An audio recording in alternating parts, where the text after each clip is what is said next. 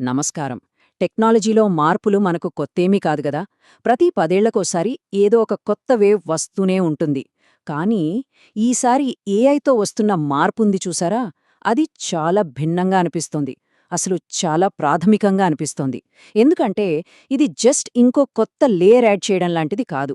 ఇది మనం బిజినెస్ చేసే విధానాన్ని, మన పునాదుల్నే మార్చేస్తోంది. సరే, దీని గురించి కాస్త లోతుగా చూద్దాం. ఓకే, ఈ టైమ్లైన్ని ఒక్కసారి చూడండి. టెక్నాలజీ మార్పులు ఎలా వచ్చాయో మనకు క్లియర్గా అర్థమవుతుంది. మెయిన్ ఫ్రేమ్ల నుంచి పర్సనల్ కంప్యూటర్లు, ఆ తర్వాత web, cloud and then mobile. ప్రతిసారి కంపెనీలు ఏం చేశాయి? సింపుల్, తమ పాత సిస్టమ్స్ మీద ఒక కొత్త లేయర్ను యాడ్ చేసుకుంటూ వెళ్ళాయి. అలా తమను తాము అప్డేట్ చేసుకుంటూ వచ్చాయి, అంతే. అయితే ఇన్ఫోసిస్ కోఫౌండర్ నందన్ నీలికని ఏమంటున్నారంటే, ఈసారి సీన్ కంప్లీట్గా డిఫరెంట్ అంటున్నారు. ఆయన మాటల్లోనే చెప్పాలంటే, ఈ ఏఐ ట్రాన్సిషన్ అనేది గతంలోలా జస్ట్ ఒక లేయర్ యాడ్ చేయడం కాదట. ఇది ఏకంగా వ్యాపారం చేసే పద్ధతికే చేసే ఒక రూట్ అండ్ బ్రాంచ్ సర్జరీ లాంటిది. చూసాలా ఆ పదం, సర్జరీ? సరే, ఇంతకీ ఈ రూట్ అండ్ బ్రాంచ్ సర్జరీ అంటే ఏంటి? గతంలో స్మార్ట్ ఫోన్లొచ్చాయి కదా, అవి జస్ట్ ఒక కొత్త ఫ్రంట్ ఎండ్ యాడ్ చేసినట్టు. కానీ ఏఐ అలా కాదు. ఇది కంపెనీల కోర్ ఆపరేషన్స్ని, వాళ్ల దగ్గరున్న టాలెంట్ని, అసలు వాళ్లు వ్యాపారం చేసే మోడల్స్నే మార్చేయాలని డిమాండ్ చేస్తోంది. అందుకే ఇది కేవలం టెక్నాలజీ మార్పు కాదు, ఇదొక బిజినెస్ రెవల్యూషన్. ఇక్కడ ఇంకో పెద్ద సమస్య ఉంది. ఇన్నాళ్లు కంపెనీలు చేసిన అతిపెద్ద తప్పేంటో తెలుసా? పాత సిస్టమ్స్ని మార్చకుండా వాటిమీదే కొత్త కొత్తవి కట్టుకుంటూ వచ్చారు. దీనివల్లేమైంది? టెక్ డెట్ అంటారు కదా, అదే టెక్నాలజీ అప్పు. అది కొండలా పేరుకుపోయింది. ఇదొక ఐస్బర్గ్ లాంటిది. పైన కనిపించేది కొంచెమే, కాని నీళ్ల కిందున్న సమస్య చాలా పెద్దది. ఈ నంబర్ చూడండి, షాకింగ్గా ఉంది గదూ. పెద్ద పెద్ద కంపెనీలు తమ ఐటీ బడ్జెట్లో అక్షరాల 60–80% కేవలం ఈ పాత సిస్టమ్స్ని మెయింటైన్ చేయడానికే ఖర్చు చేస్తున్నాయట. అంటే కొత్తగా ఎలాంటి వాల్యూ క్రియేట్ అవ్వట్లేదు. ఇదెంత పెద్ద ఆర్థిక భారమో ఆలోచించండి. అంటే ఇన్నోవేషన్కి, బిజినెస్ గ్రోత్కి డబ్బులెక్కడ మిగులుతాయో చెప్పండి. సరే, ఒక పెద్ద కంపెనీ లోపల టెక్నాలజీ ఎలా ఉంటుందో చూద్దామా? అదొక పెద్ద చిక్కుముడిలా ఉంటుంది.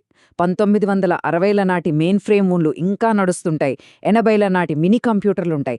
ఇలా అన్నీ ఒకదానితో ఒకదానికి సంబంధం లేకుండా వేర్వేరు గదుల్లో పనిచేస్తున్నట్టుంటాయి. ఇలాంటి చిక్కుముడి వ్యవస్థ మీద ఏఐ అనే ఒక కొత్త లేయర్ని పైన అలా అతికించడం అసాధ్యం.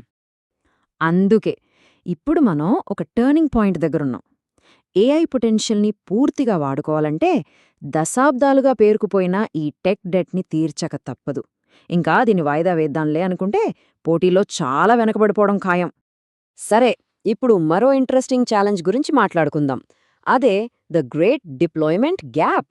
అంటే ఏంటంటే, టెక్నాలజీ డెవలప్ అయ్యే స్పీడ్కి, దాన్ని రియాలిటీలో కంపెనీలు ఇంప్లిమెంట్ చేసే స్పీడ్కి మధ్య ఉన్న పెద్ద గ్యాప్ అన్నమాట. ఇంకా క్లియర్గా చెప్పాలంటే, ఏఐ టెక్నాలజీ ఏమో చాలా ఫాస్ట్గా ముందుకు వెళ్ళిపోయింది, కానీ బిజినెస్లు దాన్ని అందుకోవడంలో చాలా స్లోగా ఉన్నాయి. సో ప్రాబ్లం టెక్నాలజీలో లేదు, దాన్ని ఇంప్లిమెంట్ చేయడంలోనే ఉంది. ఈ చార్ట్ చూస్తే ఈ ప్రాబ్లం మనకు భలేగా అర్థమవుతోంది. చూడండి, ఏఐ మోడల్స్ పర్ఫార్మెన్స్ ఏమో రాకెట్ స్పీడ్తో పైకి వెళ్తోంది, కానీ కంపెనీల్లో దాని ఇంప్లిమెంటేషన్ మాత్రం చాలా చాలా నెమ్మదిగా ఉంది. ఎందుకంటే ఇది జస్ట్ టెక్నాలజీని వాడటం కాదు, ఇది ఆర్గనైజేషన్లో మార్పులు తీసుకురావడం, బిజినెస్ ప్రాసెస్లు మార్చటం, జనాలకి ట్రైనింగ్ ఇవ్వడం, ఇవన్నీ చాలా కష్టమైన పనులు. అయితే ఏఐని ఇంప్లిమెంట్ చేయడం ఒకెత్తైతే, దాన్ని ఎలా ఇంప్లిమెంట్ చేస్తున్నామనేది ఇంకో ఎత్తు. ఎందుకంటే సరైన పద్ధతిలో, సరైన ఫోకస్తో ఏఐని వాడకపోతే అది రియల్ ప్రొడక్టివిటీకి బదులుగా అనవసరమైన స్లాప్, అంటే ఒక రకమైన చెత్తను తయారు చేయొచ్చు. ఈ రెండింటి మధ్య తేడా ఏంటో ఇక్కడ చూడండి. ఒక పేరా ఈమెయిల్ని తీసుకుని దాన్ని 10 పేరాల పెద్ద ఈమెయిల్గా మార్చడం, ఇది ఏఐ స్లాప్. దీనివల్ల పని పెరుగుతుందే తప్ప వాల్యూ ఏమీ క్రియేట్ అవ్వదు. అదే చాలా కాంప్లెక్స్గా ఉన్న ఒక కస్టమర్ జర్నీని సింపుల్గా, స్మూత్గా మార్చడం, అదే రియల్ ప్రొడక్టివిటీ. కానీ దానికి క్లియర్ గైడ్లైన్స్, క్వాలిటీ చెక్స్, ఇవన్నీ చాలా అవసరం. సరే, మనం ఆల్మోస్ట్ ముగింపుకొచ్చేస్తున్నాం. సో అసలు పాయింట్ ఏంటంటే, ఏఐతో ఉన్న అవకాశాలకి అసలు లిమిటే లేదు. Sky is the limit. కానీ దాన్ని సరిగ్గా ఎగ్జిక్యూట్ చేయడంలో ఫెయిల్ అయ్యే రిస్క్ కూడా అంతే పెద్దది. ఈ మార్పుని సక్సెస్ఫుల్గా ఎదుర్కోవాలంటే మనకు ఫ్యాన్సీ టూల్స్ కంటే కూడా కొన్ని బేసిక్ ప్రిన్సిపల్స్ చాలా ముఖ్యం. అవేంటంటే టూల్స్ వాడకముందే సమస్యను లోతుగా అర్థం చేసుకోవడం, ప్రతి కంపెనీ పరిస్థితి వేరుగా ఉంటుందని గుర్తించడం, అండ్ మోస్ట్ ఇంపార్టెంట్లీ మనుషుల్ని, ప్రాసెస్లని, కంపెనీ కల్చర్ని మార్చగలగడం. ఇవే అసలైనవే.